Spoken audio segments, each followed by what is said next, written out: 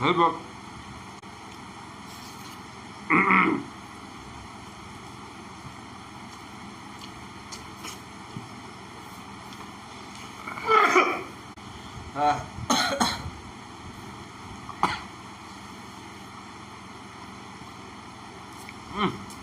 Khoi nga thong se machu se hawdra Myam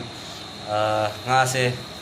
fajare machu ai gi wakhan di machu su fajare do sona ju morok met pagi kan honari mabuk methat laga ko Myam do matang matang uchara ke Myam ko thong bagi thak pagi di light to uchara ni light sanga ga yengbiro Myam matang matang ta uchara ke do la da cha ga ne na do la te thoi Myam haji kan ani ko bandra gi type ni ta uchari se do Myam stand ade mic de jaw te khutak ta wa poni na khutak ta wasin lang ta woni na photo ai chu yarop tre ba sumai na ta woni ai chu khang de ba ko Myam do ni da Myam se morok se sum thabak ti khara ta woni morok se khara di nga thong se ga lai de ko gi nga su jo ko lo cha thong lo ga khao so tha ba gi maram na khoi cha thong lo ga do si ga me pi lai de morok sa de met ba ma do nga se ma ka tang lai haure do nga se Myam thong ni tong ya ba ni Myam lat ka hap do khang ni ko Myam do hari bo lai ja re ado ni Myam cha na ba haure ke ko Myam okay làm hậu tu suma đấy Myam nga gì ởคนsa na khang ab nga se haure ba Myam ha ba nei tau 5 minit khoi camera se pa hen mani amana ai mara bana khang ba no je haure ke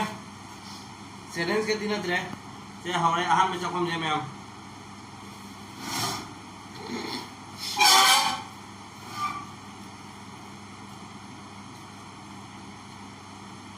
Wah, te boleh kau jadi ni.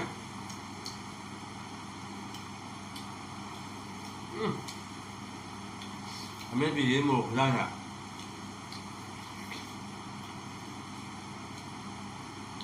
Myam mai cái dao thế, có lúc down cũng đi bộ đi cơ mà, cameraman focus karo na asa se.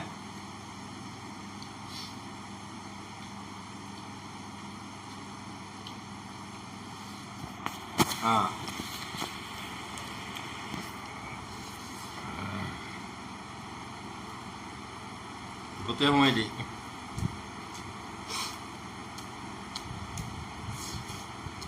haibu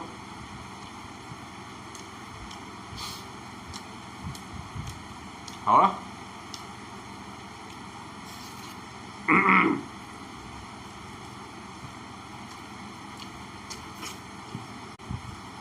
Haore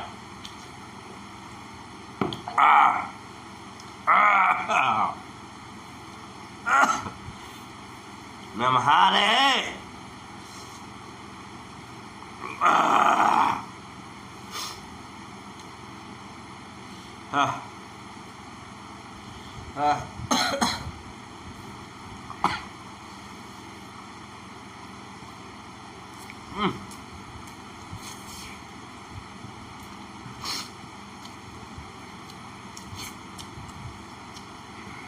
Myam Chakhom Choubase quá đấy Myam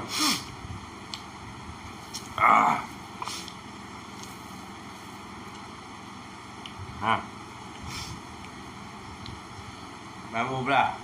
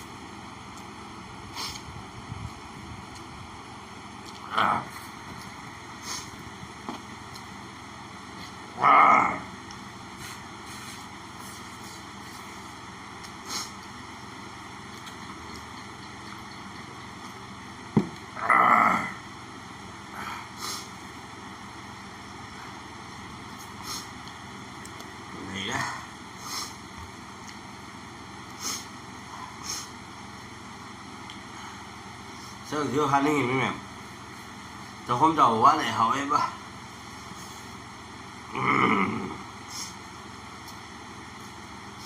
Mà cái nào chốc đầu rồi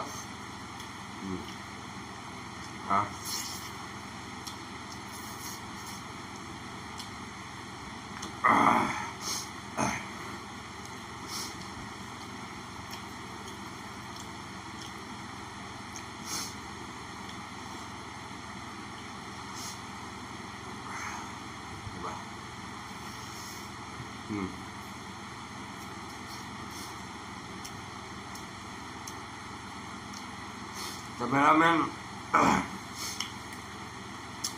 saya fokus kalau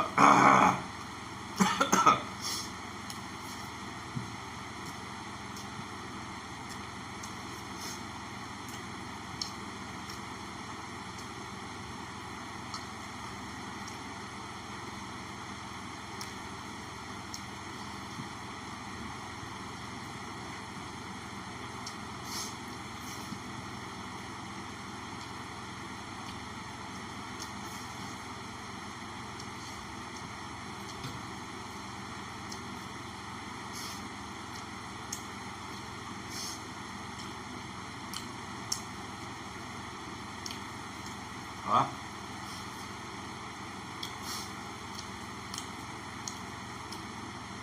Ở đấy ba. Nào.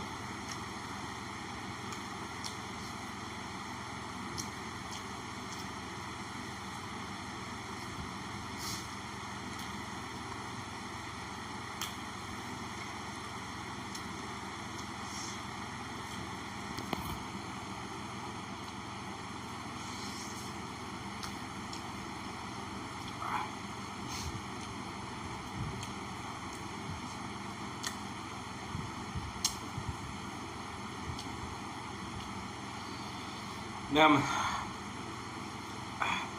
một số xài đấy học số đấy phải là Myam đó là yengbiu với xin ông Myam pun mà BSharmaVlog cái máy cái thắc cái Myam nungsibiduna like and subscribe tabo Myam kau begini Myam say hi jaga Myam matang segala sen jaga muluk sama malam na tay su Myam cái nongang ning mani haining mani Myam da request tau ning mani Salah.